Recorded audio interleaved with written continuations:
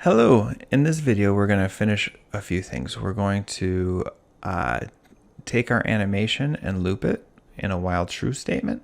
So the first thing we're going to do is highlight the whole code, and then once we get the whole code highlighted, we can tab it over.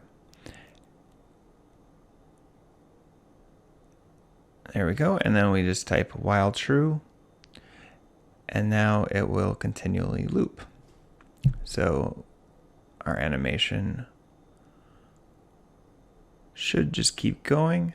So it goes out, spreads out, goes down, and then keeps on doing that forever until you press stop.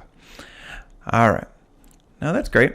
So now there's a couple other things that I think are pretty cool. So the one reason why we coded this with X, Y's, and Z's instead of actual numbers is so we can change location. I just moved to 1018. So I'm going to move the code to 1018, press run, and now I have an obsidian lava, or glowing obsidian fountain over here. So we could change it to any location. One other thing that I'd like to change is the speed at which the animation is going.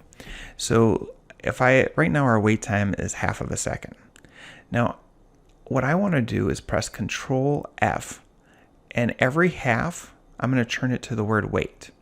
So I could press find, but I'm going to press replace all because those are the only 0.5s I have. So you can see every time.sleep, now it says wait. So I'm going to turn my wait time to 0.25 and see how that changes the animation. Should go just a little bit faster. And that's fast, but I think we could go a little bit faster. So let's move it down to 0.1 seconds.